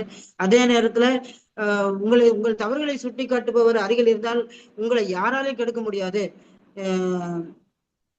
யாரே கெடுக்கும் தகைமை வரும்னு கேட்கிறாரு. அதே மாதிரி நீங்க வந்து அறிவில் சிறந்தவர்களை நீங்கள் அருகில் வைத்துக் கொள்ளவில்லை இல்லை என்றால் கெடுப்பாறை இல்லாமல் கெடும், வேற யாருமே தனியா வந்து கெடுக்க வேணாம், அதுவே அவங்களாகவே கெட்டு போயிடுவாங்க அப்படின்னு சொல்றாரு.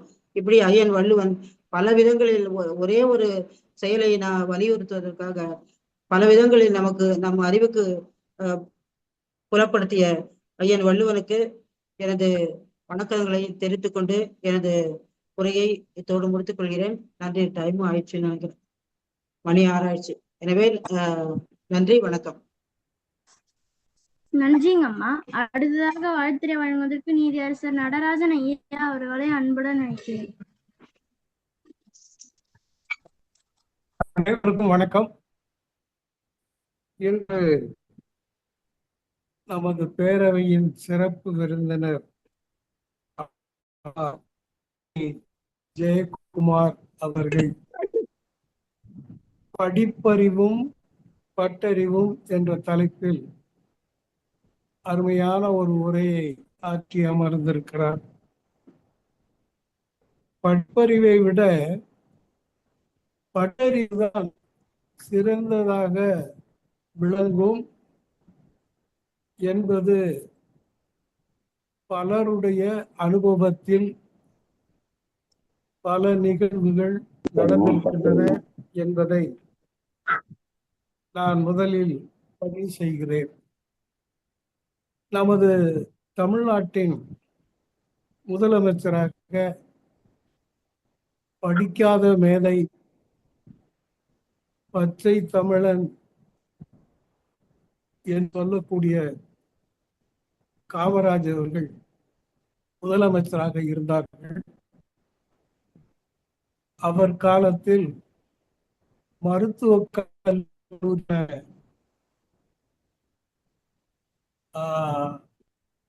அட்மிஷன் என்று சொல்லக்கூடிய சேர்க்கை நடைமுறை நடந்து கொண்டிருந்தது. அப்பொழுது அந்த மருத்துவக் கல்லூரி சார்ந்த பெரிய அதிகாரிகள், மெத்த படித்தவர்கள்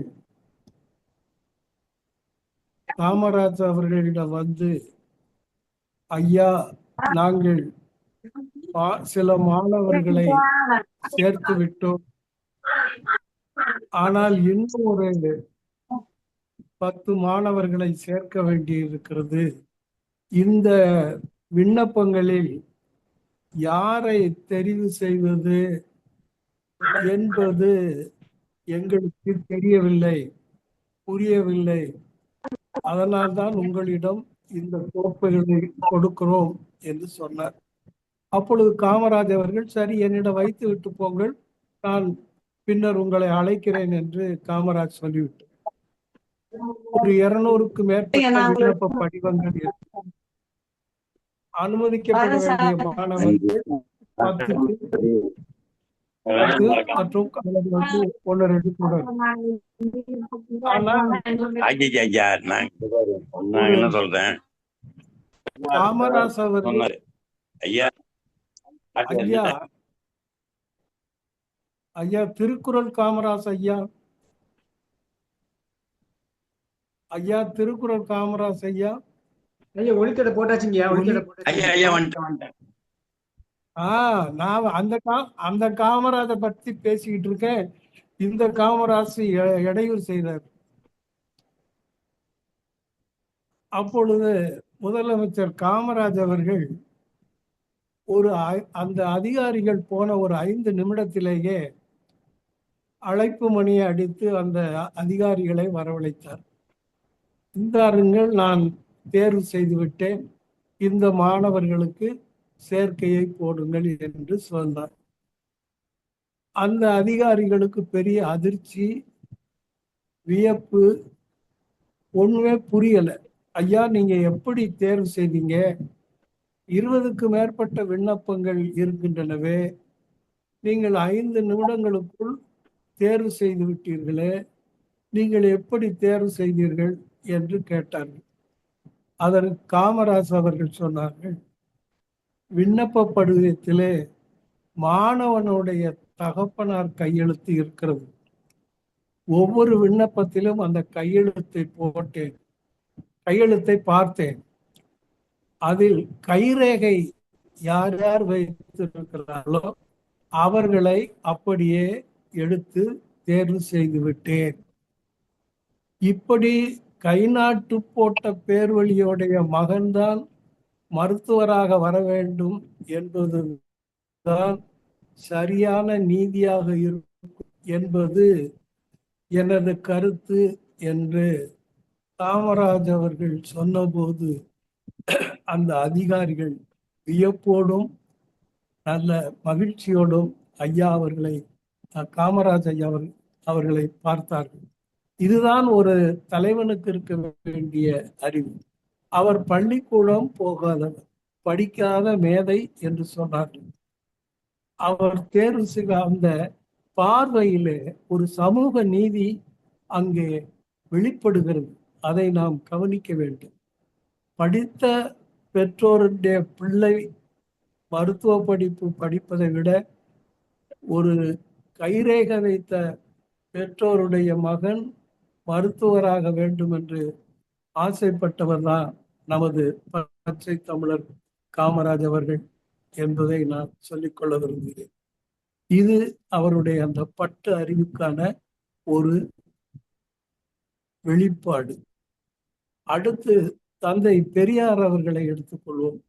அவர்கள் 5ஆம் வகுப்பு கூட படிக்கவில்லை.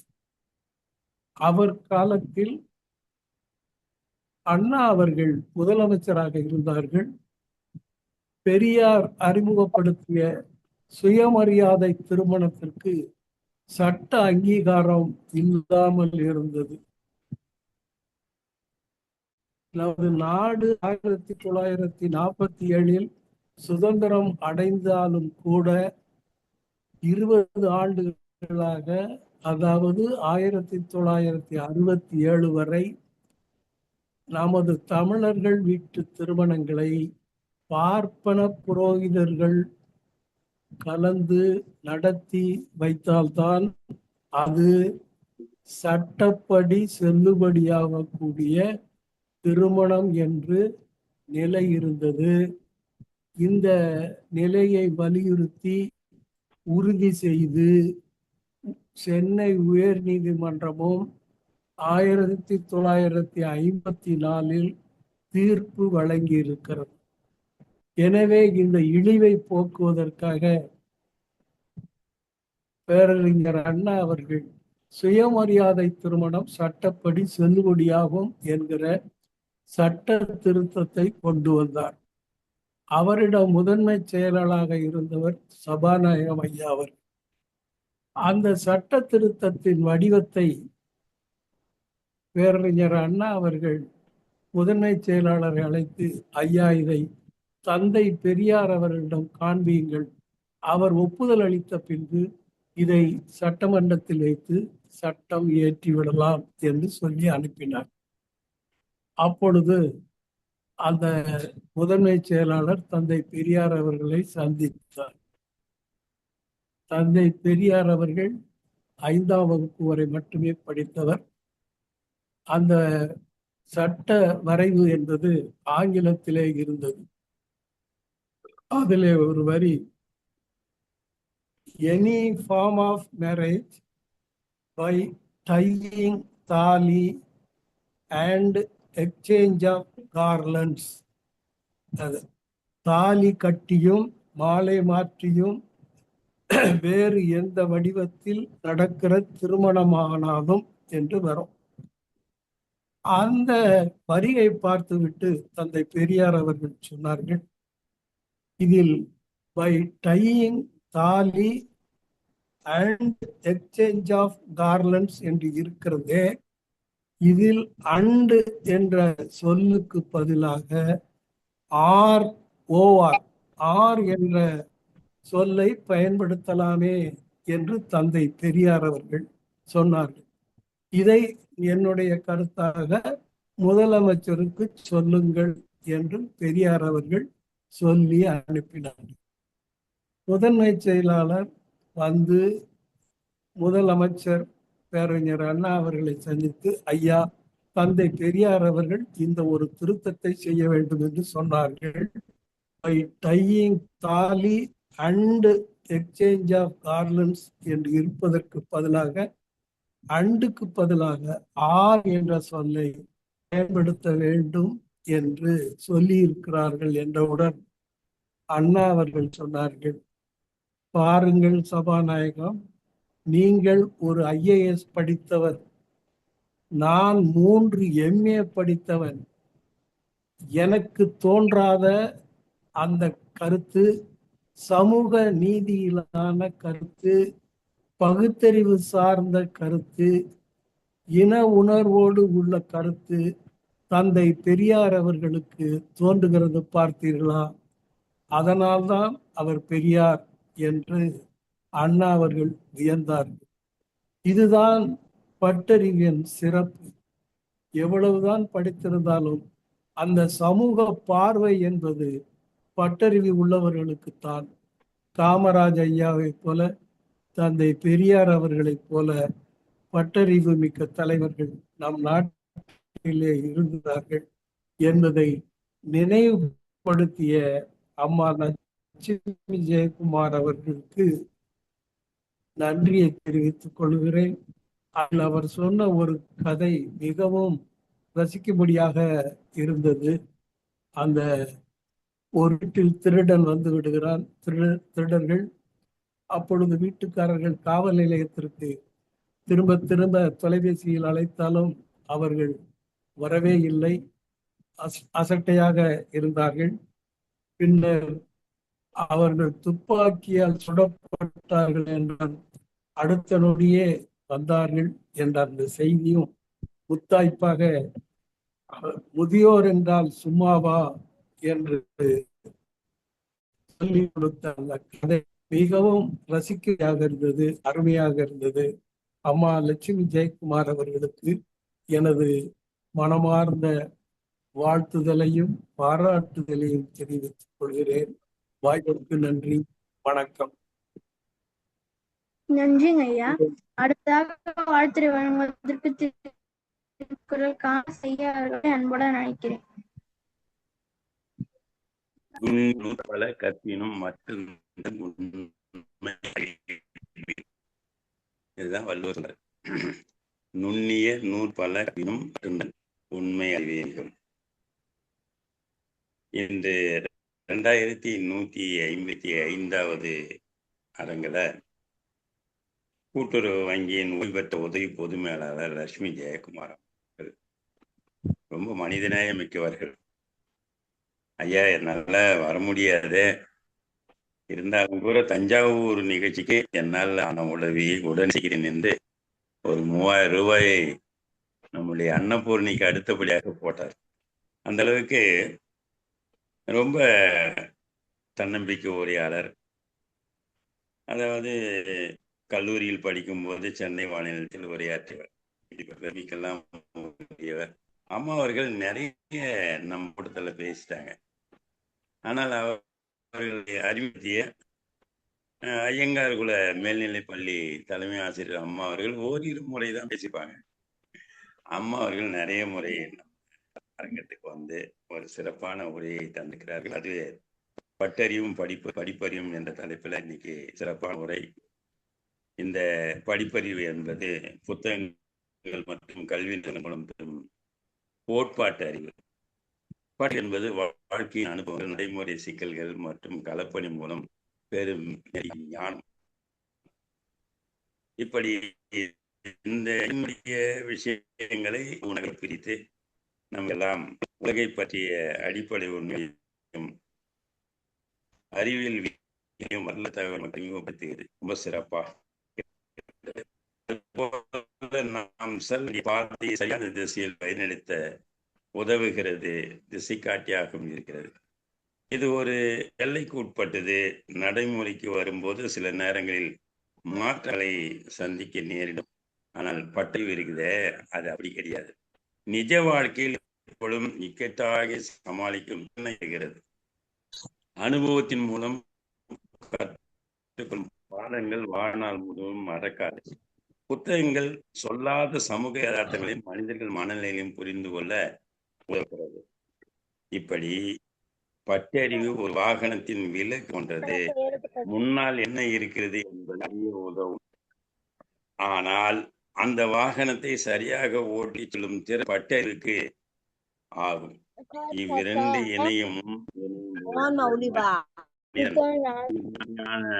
அடையாளம் என்பதை ரொம்ப சிறப்பா சொல்லி 7 புத்தகங்கள் மற்றும் கல்வினங்கள் முன் நாம் பெறும் முழுமையான அறிவு, உலகை அறியும் பகுத்தறிவும் சிந்தனையும் தூண்டுவதும் இது அடிப்படையாக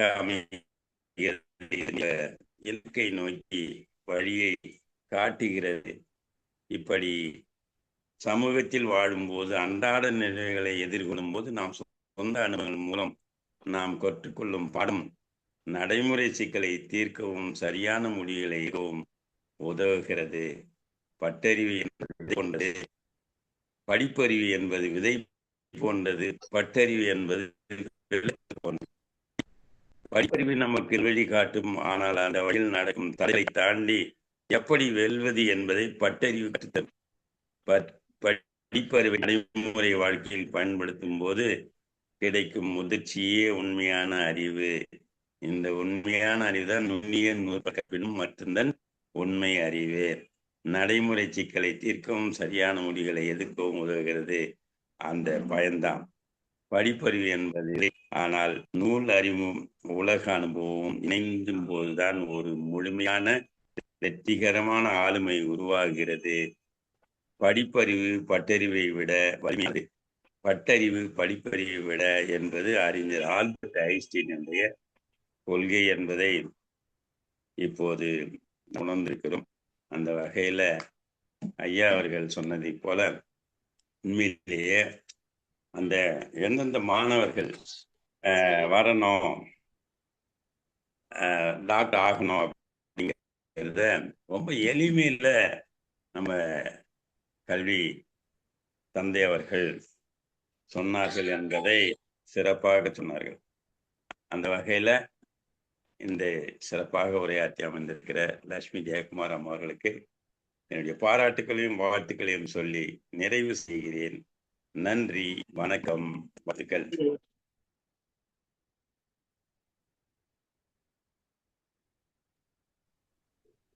நன்றிங்க ஐயா. சிறப்பாக வாழ்த்துறை வழங்கிய திருக்குறள் காமராஜ் ஐயா அவர்களுக்கு நன்றி பாராட்டி தொடர்ந்து வாழ்த்துறை வழங்குவதற்கு வினயதீர்த்தன் ஐயா அவர்களை அன்போடு அழைக்கிறோம். அவரை தொடர்ந்து அணியமாக இருக்குமாறு எம்மிமால் குப்புராஜ் அம்மா அவர்களை அன்போடு கேட்டுக்கொள்கிறோம். நன்றி பிரபனாங்க ஐயா, ரொம்ப ஈடுபாட்டோட இதை கடத்திட்டு இருக்கீங்க. உங்களுக்கு அருமையான இந்த 2 சம்பவங்களை எடுத்து நம்ம நடராஜர் ஐயா, சார், அத அழகான சம்பவம். 2 சம்பவம் மனதில் தைக்கிற மாதிரி பின்னாடி பல இடங்கள்ல என்னால எனக்கு அதை பயன்படுத்த முடியும். அவர்களுக்கு நன்றி. நீட்ட உரை கொடுத்தாங்க. அம்பையாருடைய உரை சிறப்பான உரை. அதுல எனக்கு ஒரு திருக்குறள் அந்த சொற்கள்ல ஏழ்மை, நட்பு வேணும். யாருடைய நட்பு? மூத்த அறிஞர் நட்பு. அவர் எப்படி இருப்பாங்க? மூத்த அறிஞராக இருப்பாங்க. அது அந்த பூண்டு கொஞ்சம் கொஞ்சமா சொல்லிக்கிட்டு போனது ரொம்ப அருமை. அது மாதிரி நம்பிப்பெரிய தவறா ஒழுகுதல் நன்மையுடனெல்லாம் தலையிடார். இங்க நிறைய பிள்ளைகளும் இருக்காங்க, இங்க சான்றோர்களும் இருக்காங்க. இந்த அவைக்கு பொருத்தமான குரல் அப்பையார் அவர்களை வாழ்த்து எல்லாரையும் வணங்கி விடைபெறுவேன். பிள்ளைகளுக்கு நன்றிங்க ஐயா. அடுத்ததாக வாழ்த்துறை வழங்குவதற்கு எமிமால் அம்மா அவர்களை அன்று நினைக்கின்றோம். தயாரிலே இருக்குமாறு டெல்லி பிரம்மநாயகம் ஐயா அவர்களே அன்றன் கேட்டுக்கொள்கின்றோம். பாருங்களேன். அனைவருக்கும் மாலை வணக்கம். அரியவற்றுள் எல்லாம் அரிதே, பெரியாரை பேய் தமராக கொள்ளல். அதாவது நம்ம பெறக்கூடிய செல்வங்கள் எல்லாம் ரொம்ப சிறந்த செல்வம் எது அப்படின்னு கேட்டா, அறிவில் சிறந்தவங்களை நமக்கு துணையா கொள்றதுதான் பெரிய செல்வம். அது மாதிரி இப்போ லக்ஷ்மி ஜெயக்குமார் அம்மா சொன்னாங்க இல்லையா, அனுபவம், experience is the best teacher. அனுபவம் தான் சிறந்த ஆசான். ஒருத்தருக்கு ஒரு பாடம் புகட்டக்கூடிய ஆசான் அனுபவம் தான். அதுல நீதியரசர் ஐயாவும் சொன்னாங்க இல்லைங்களா, காமராசர் ஐயா பத்தி, பெரியாரை பத்தி எல்லாம் சொன்னாங்க. நம்ம இணையத்திலையும் அறிவில் சிறந்த பெரியோர்கள்லாம் இருக்கிறதுனால இந்த இணையமும் சிறப்பா நடைபெறுது. அவங்களுக்கு எல்லாமே என்னோட மனதார வாழ்த்துக்கள். ஜெயக்குமார், லட்சுமி ஜெயக்குமார் அம்மாவும் இந்த சொற்பொழிவு ரொம்ப அருமையாக இருந்தது. உங்களோட கருத்துக்கள் மிகவும் அருமை. மறுபடியும் என்னுடைய வாழ்த்துக்களையும் வணக்கத்தையும் தெரிவித்துக் கொள்கிறேன். நன்றி, வணக்கம். நன்றிங்க அம்மா. அடுத்ததாக வாழ்த்துறை வழங்குவதற்கு டெல்லி பிரம்மநாயகம் ஐயா அவர்களே அன்று நினைக்கின்றோம். தயாரிலே இருக்குமாறு ஜானகி அம்மா அவர்களே ஜானகி அம்மா பயணத்துல இருக்காங்க. அதனால அடுத்து அன்னபூர்ணி அம்மா கூப்பிடுங்க. எங்கள் வாழ்வும் எங்கள் வாழ்வும் எங்கள் வாழ்வும் வளமும் மங்காத தமிழென்று சங்கிய முழங்கு. அழைத்ததற்கு நன்றி. குரல் அமுது. இன்றைய சிறப்பு அழைப்பாளர் இலக்குமி ஜெயக்குமார் அவர்கள் பட்டறிவு பற்றிய ஒரு நல்ல ஒரு தலைப்பை எடுத்துக்கொண்டு மிக அழகாக எடுத்துக்காட்டுகளுடன் விளக்கிய விதம் மிக அருமையாக இருந்தது. அவருக்கு கலந்துரையாடுவோம் பேரவையின் சார்பாக வாழ்த்துக்களையும் பாராட்டுகளையும் தெரிவிப்பதில் மிகுந்த மகிழ்ச்சி கொள்கிறோம். நன்றி, வணக்கம். நன்றிங்கய்யா. அடுத்ததாக வாழ்த்துறை வழங்குவதற்கு திருமதி அன்னபூர்ணி அம்மா அவர்களே அன்பு அழைக்கின்றோம். பாருங்களம்மா. அழைத்ததற்கு நன்றி சுவாதி. இன்று நம்முடைய சிறப்பு அழைப்பாளர் லட்சுமி ஜெயக்குமார் அவர்களுக்கு என்னுடைய முதற்கண் வணக்கம். சான்றோர் பெருமக்களுக்கும் குழந்தைகளுக்கும் என்னுடைய வணக்கங்கள். இன்று அவங்க எடுத்துன்ற தலைப்பு படிப்பறிவும் பட்டறிவும் அப்படின்னு சொன்னாங்க. ரொம்ப எடுத்திருக்காங்க. ரொம்ப அதாவது ஆழமா, அதாவது பெரியோர்கள்லாம் எப்படி, மூத்தவர்கள்லாம் எப்படி இருந்தாங்க, இப்போ எப்படி இருக்காங்க அப்படிங்கிற மாதிரி அழகா எடுத்து சொன்னாங்க. அதாவது அந்த நம்ம வள்ளுவர் சொன்ன மாதிரி மூத்த அறிவுடையார் கேண்மைன்ட்டு வள்ளுவர் சொல்லியிருக்கிறத அதை அறம் சார்ந்த மூத்தோரை நம்ம பின்பற்றணும் அப்படிங்கிற மாதிரி முதல்ல எடுத்தோன்னே அழகாக சொன்னாங்க. அப்புறம் அவ்வையும் அவ்வைய பிராட்டியாரும் எல்லாத்தையும் நம்ம கற்றுக்கொள்ளணும், அதுதான் சிறந்தது கல்வி கல்வியை கற்றுக்கொள்ளணும் அப்படின்னு சொன்னாங்க. ஆனால் வயதானவர்களுக்கு இந்த காலத்து இளைஞர்கள்லாம் என்ன சொல்கிறாங்கன்னா, வயதானவர்களுக்கு ஒன்றும் தெரியாது, சும்மா கம்முன கடை அப்படின்னு ஏதோ ஒரு இதில் நம்ம மனோரமா ஆட்சி சொல்கிற மாதிரி கம்முன கடை அப்படின்றாங்க. அதாவது பேசாமல் உட்காரு, எதுவும் பேசாத, உன்னோட அறிவுரையெல்லாம் எங்களுக்கு தேவையில்லைங்கிற மாதிரி இளைஞர்கள் தான் பேசுகிறாங்க. அது இன்றைய தலைமுறை அப்படி இருக்காங்க. அதனால் நம்ம ஒன்றும் சொல்ல முடியல. ஏதாவது சொன்னோன்னா ஏற்கனவே வாய மூடு அப்படின்வாங்க. நம்ம சொல்கிறதே கேட்கறது இல்லை. ஆனால் அனுபவ அறிவில் சிறந்தவர்கள் தான் நம்ம முதியோர்கள். அந்த அனுபவ அறிவு உள்ளவர்கள் சில பேர் என் வானத்தை பார்த்தோன்னே இன்னைக்கு மழை வரும் அப்படின்வாங்க. ஆனால் எவ்வளோ இது பண்ணவங்கெல்லாம் மழை வரும் வராது அப்படிங்கிற மாதிரி சரியா வந்தாலும் வரலாம், வரலாற்று அப்படி கனமழையாகவும் பெய்யலாம் அப்படிங்கிற மாதிரி சொல்கிறாங்க ஆராய்ச்சியாளர்கள் சொன்னாங்க. அடுப்பதே அனுபவ அறிவுள்ள, அதாவது படித்தவர்கள் குறிப்பிட்ட செயலை பற்றி அவங்களால கூற முடியாது. அதாவது பழைய இதெல்லாம் இப்போ ஆனால் உண்மை சம்பவத்தை பற்றி அம்மா சொன்னாங்க. அதாவது சோப்பு கம்பெனியை பற்றி அங்கே எவ்வளோ ரொம்ப விவரமாக சொன்னாங்க.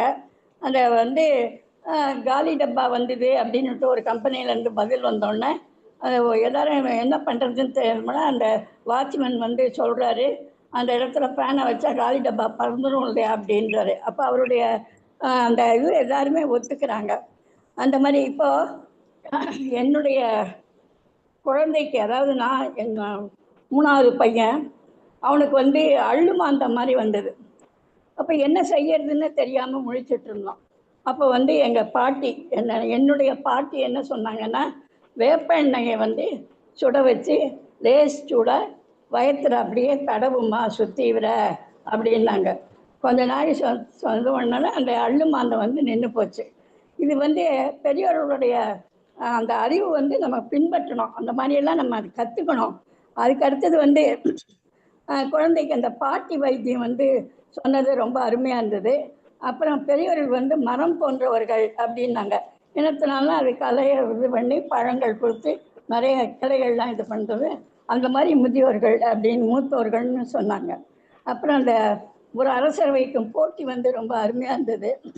அந்த பையன் என்ன பண்ணுறான், தாத்தாட்ட கேட்டு அறிவுரையை கேட்டு அவன் சொன்ன பதில் எல்லாருக்குமே ஒத்துமையாக ஏற்றுக்கொண்டாங்க. அதுக்கடுத்து சமயோஜித புத்தி உள்ளவங்க தான் பெரியோர்கள் அதிகம் இருக்காங்க அப்படிங்கிறத சொன்னாங்க. அப்புறம் அந்த சாணக்கிய சந்திரகுப்த மௌரிய மன்னனுக்கு அந்த கதையும் அந்த இதுவும் ரொம்ப அருமையாக இருந்தது. அடுத்தது வளர்ச்சி குறைவான பையனை எல்லோரும் கேலி செஞ்சாங்க அப்படின்னு சொன்னாங்க. அப்போ பள்ளி ஆசிரியர் என்ன பண்ணிட்டாரு, அவனுக்கு கவிதை எழுத திறமை இருக்குன்னு சொல்லிட்டு அவனை ஊக்குவிச்சு கவிதை எழுத வச்சு அவனை ஒரு இதில் படிக்க வச்சு பாராட்டு விழா நடத்துகிறாரு. இதெல்லாம் பெரியவர்கள் சமயோஜிதமாக அணுகி குழந்தைகளை இது பண்ணணுங்கிறது அம்மாவுடைய இந்த ஒரு கருத்துக்கள்லாம் ரொம்ப அருமையாக இருந்தது. வாழ்த்துக்கள்மா, நன்றி. நன்றிங்க அம்மா. காணொலி வழங்கி சிறப்பிக்க இன்றைய சிறப்பழைப்பாளர் அம்மா அவர்களை அன்புடன் அழைக்கின்றோம். காணொலி உரையில் தாங்கள் இந்த கலந்துரையாடும் பேரவையில் கலந்து கொண்டு உரையாற்றிய அனுபவத்தையும் ஏதேனும் கருத்துக்கள் பற்றி இருந்த அந்த கருத்துக்களையும், மேலும் இந்த பேரவை சிறப்பாக நடைபெறுவதற்கு கருத்துக்கள் இருந்தால் அந்த கருத்துக்களையும் பகிருமாறு இன்றைய சிறப்பழைப்பாளர் லட்சுமி ஜெயக்குமார் அம்மாவை அன்புடன் அழைக்கின்றோம். பாருங்க. நன்றி. நமது கலந்துரையாடும் பேரவை பற்றி சொல்லவே வேண்டாம். மிக மிக அழகாக அற்புதமாக சென்று கொண்டிருக்கிறது. நிறைய படித்தவர்கள், நிறைய மருத்துவர்கள், நிறைய எல்லோருமே முனைவர்கள், நிறைய பேர், நிறைய கல்வி கற்ற கல்வியில் சிறந்தவர்கள்லாம் இங்க பேசுறாங்க. அதெல்லாம் ரொம்ப ரொம்ப அருமையா இருக்கு. இப்ப நிறைய வெளிநாட்டு வாழ் தமிழ் சான்றோர்களும் பேசுறாங்க. இதுல இந்த களம் மிக மிக அற்புதமான களம். மிக மிக ஒரு நல்ல சீரிய பாதை நோக்கி பயணித்து கொண்டிருக்கிறது. இந்த மேலும் இது சிறக்க வேண்டும். மேலும் இது நம்முடைய பேரவை மேலும் சிறந்து விளங்க வேண்டும் என்பதை நான் மிகவும் விரும்புகிறேன். குழந்தைகள் முதல் இந்த குழந்தைகளை கூட சொல்ல போனால் மிக மிக அழகு. இந்த குழந்தைகள் இப்போ ரீசெண்டா ஏதோ ஒரு குழந்தைக்கு உடல் நலம் சரியில்லை, ஆக்சிடென்ட் ஆயிடுச்சுன்னு சொன்னாரு. அது ஐயா இப்போ அந்த குழந்தை நல்லா இருக்காங்களா? அவசர சிகிச்சை பிரிவுல தான் இருக்காங்க. சிகிச்சை அவசர ஓஹோ. சரிங்க ஐயா. குணபதி தானே அவங்க? ஆமாங்கம்மா ஆமாங்கம்மா. அந்த குழந்தை கூட அழகாக பேசுவார். இந்த குழந்தைகள் எல்லாம் இப்படி நல்ல ஆளுமை மிக்க குழந்தைகளாக வருவது மிகவும் மகிழ்ச்சியான விஷயம். தொடர்ந்து இப்போ நம்முடைய சீரிய பணி தொடர வேண்டும் என்று வாழ்த்தி வணங்கி விடைபெறுகிறேன். நன்றி, வணக்கம். நன்றிங்க அம்மா. அடுத்ததாக வாழ்த்துறை வழங்குவதற்கு பெரியண்ணன் ஐயா அவர்களே அன்புடன் அழைக்கின்றோம். வாருங்கள் ஐயா.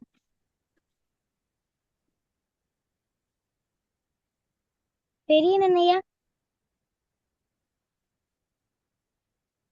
பெரியண்ணன் ஐயா.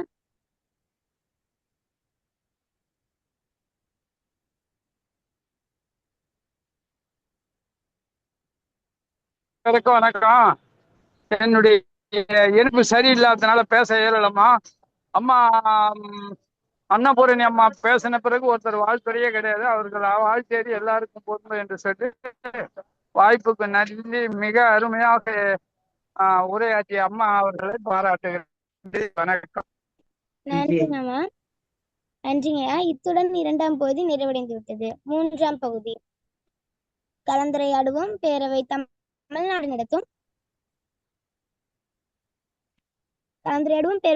நடத்தும் பட்டறிவு களம் நிகழ்வு எண் 2155 நாள் 20/5/2026 அறிவன் கிழமை.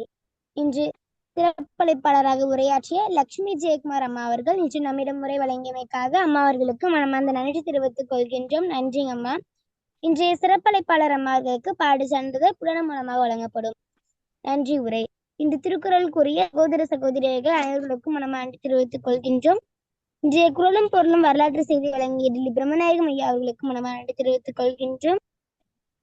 இன்று இசைப்பாடல் வழங்கிய தென்மொழிப்பன நீகாரசன் ஐயா அவர்களுக்கு மனமார்ந்த தெரிவித்துக் கொள்கின்றோம். தலைமை ஒருங்கிணைப்பாளர் நான் IAS அகாடமி இயக்குனர் பேராசிரியர் தமிழன் ஐயா அவர்களுக்கு மனமார்ந்த தெரிவித்துக் கொள்கின்றோம். தொடர் வருகையாளர் அனைவர்களுக்கும் மனமார்ந்த தெரிவித்துக் கொள்கின்றோம். முன்னாள் ஒருங்கிணைப்பாளர் அனைவர்களுக்கும் மனமார்ந்த நன்றி தெரிவித்துக் கொள்கின்றோம். அழைப்புதல் மற்றும் பாடு சான்றிதழ் வடிவமைத்து தரும் ஷாமிலி அம்மா அவர்களுக்கும் மனமார்ந்த தெரிவித்துக் கொள்கின்றோம். நாளைய நிகழ்வு கலந்துரையாடுவோம் பேரவை தமிழ்நாடு நடத்தும் நூல் திறனாய்வு களம் நிகழ்வு எண் 2156 நாள் 21/5/2026 வியாழன்கிழமை. அன்றைய சிறப்பழைப்பாளர் NS பிரேமா அம்மா அவர்கள் நாளை உரையாற்றுவார். அம்மா அவர்கள் நாளை உரையாற்றி எடுத்துக்கொண்ட தலைப்பு பியானோ மீது கல்லறிந்தாலும் இசை பிறக்கும். மீண்டும் நாளை மாலை 5 மணிக்கு இணைவோம். மானமும் அறிவும் மனிதனுக்கு அழகு. மனிதனை மனிதனாக்குவோம், தமிழை தமிழாக்குவோம், தமிழை தமிழாகவே ஆழ்வோம். அனைவருக்கும் நன்றி, வணக்கம். நன்றிங்க. நன்றி. முதல் பகுதியை ஒருங்கிணைத்த இசான் அவர்களுக்கும் 2ஆம் 3ஆம் பகுதியை ஒருங்கிணைத்த சாலினி அவர்களுக்கும் வாழ்த்துக்களும் பாராட்டுகளும். சிறப்பு அழைப்பாளர் சிறப்பு வணக்கமும் வாழ்த்துக்களும். மீண்டும் நாளை மாலை 5 மணிக்கு சந்திப்போம் என்ற நம்பிக்கையை வெளிப்படுத்தி அனைவரின் ஒப்புதலோடு இணையத்தை நிறைவு செய்கிறோம். நன்றி, வணக்கம்.